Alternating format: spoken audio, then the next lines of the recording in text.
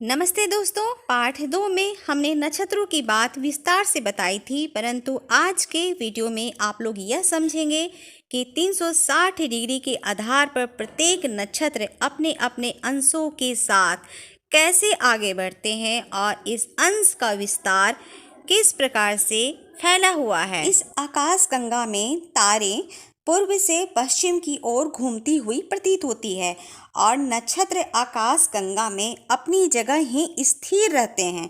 चूँकि पृथ्वी अपनी ही अक्ष में घूमती हुई पश्चिम से पूर्वी दिशा की ओर घूमती है, इसी वजह से हमें आकाशगंगा में नक्षत्र पूर्व से पश्चिम की ओर घूमती हुई प्रतीत होती है। चंद्रमा पृथ्वी की परिक्रमा करते हुए 360 डिग्री का गोला बनाते हुए तारों के समूह के 27 नक्षत्रों के बीच से गुजरता है और इस 360 डिग्री के अंदर ही हमारे महर्षियों ने अपने ज्ञान एवं अनुभव से जाना कि नक्षत्र 27 होते हैं, राशियां 12 होती हैं और ग्रह 9 होते हैं।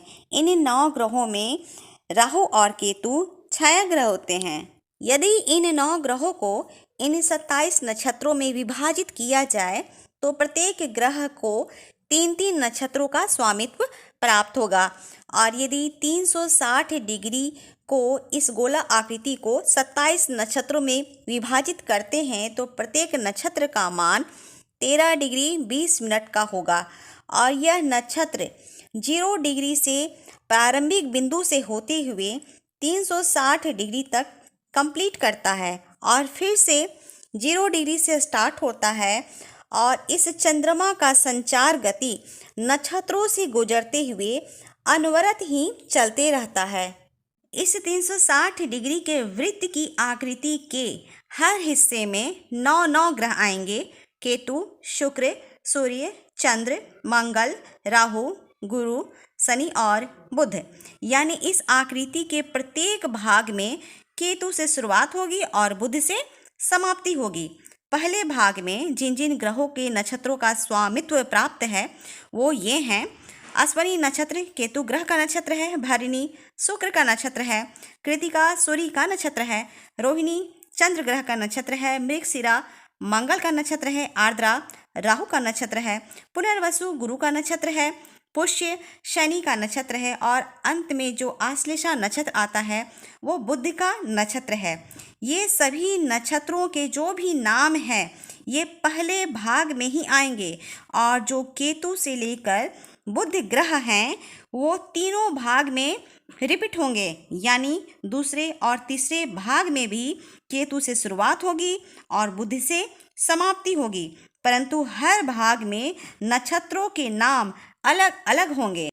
अब इस पिक्चर में आप देख रहे हैं कि एक ग्रह में 3-3 नक्षत्र हैं, अतः इसे बहुत ही सरल तरीके से समझने के लिए, अच्छे तरीके से समझने के लिए इस 360 डिग्री के वृत्ताकार गोला को 3 बराबर बराबर हिस्सों में बांट देंगे। 360 डिग्री को 3 से भाग देते हैं तो प्रत्येक हिस्सा 120 डिग्री का होगा। यानी जो पहला भाग है वो 0 से प्रारंभ होते हुए 120 डिग्री तक होगा। दूसरा भाग 120 डिग्री से प्रारंभ होते हुए 240 डिग्री तक होगा और जो तीसरा भाग है 240 डिग्री से प्रारंभ होकर 360 डिग्री तक समाप्त होगा और जो फिर से ये 0 से प्रारंभ होगा तो ये आगे बढ़ते हुए इसी प्रकार अनवरत ही चलते रहेगा। ये आप लोगों को याद रखना है कि प्रत्येक नक्षत्र 13 डिग्री 20 मिनट का ही होता है।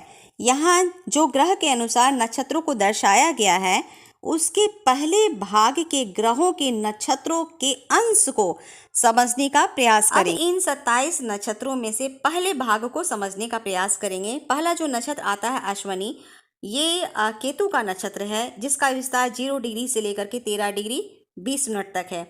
दूसरा नक्षत्र आता है भरणी का जो कि शुक्र का नक्षत्र है। ये 13 डिग्री 20 मिनट से लेकर के 26 डिग्री 40 मिनट तक इसका विस्तार है। तीसरा कृतिका नक्षत्र है। ये सूर्य ग्रह का नक्षत्र है जो कि 26 डिग्री 40 मिनट से लेकर के 40 डिग्री तक है। चौथा रोहिणी नक्षत्र है जो कि चंद्रमा ग्रह का नक्षत्र है। ये 40 डिग्री से लेकर के 53 डिग्री 20 मिनट तक का है। मृगशिरा नक्षत्र जो कि 5वां नक्षत्र है और ये मंगल का नक्षत्र है, ये 53 डिग्री 20 मिनट से लेकर के 66 डिग्री 40 मिनट तक का है। छठा आर्द्रा नक्षत्र जो कि राहु का नक्षत्र है, इसका विस्तार 66 डिग्री 40 मिनट से लेकर के 80 डिग्री तक फैला हुआ है। पुनर्वसु नक्षत्र जो कि 7वां नक्षत्र होता है, जो कि गुरु का नक्षत्र है, ये 80 डिग्री से लेकर के 93 डिग्री 20 मिनट तक का है। 8वां नक्षत्र पुष्य नक्षत्र है और ये शनि ग्रह का नक्षत्र है।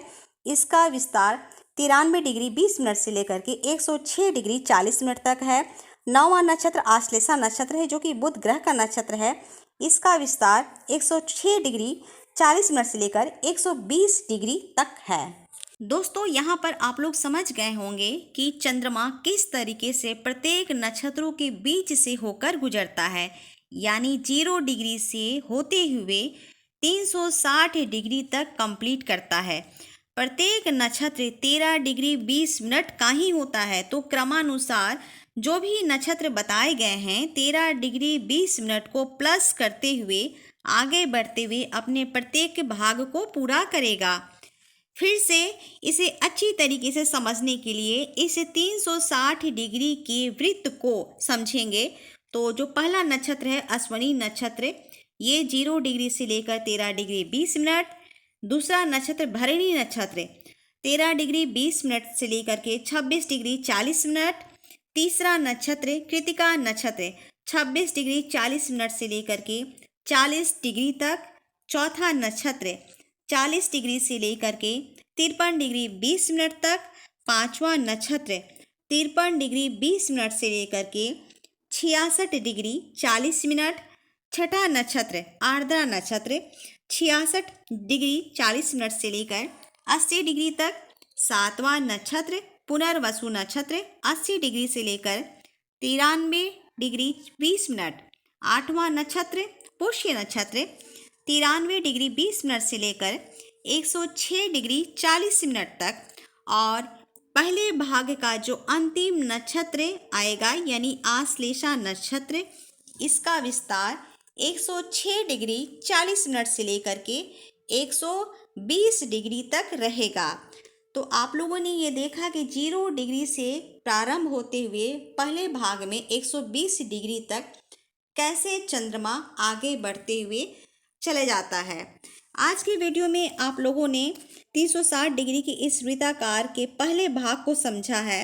जल्दी ही आने वाली वीडियो में दूसरे भाग एवं तीसरे भाग को भी समझेंगे। उम्मीद है दोस्तों आप लोगों को आज का वीडियो समझ में आ गया होगा। यदि मेरी वीडियो पसंद आते हैं, कुछ समझ में आते हैं, तो कृपया कर लाइक करें, सब्सक्राइब करें और शेयर ज़रूर करें। दोस्तों आप लोग अपना ख्याल रखें। धन्यवाद। नमस्ते।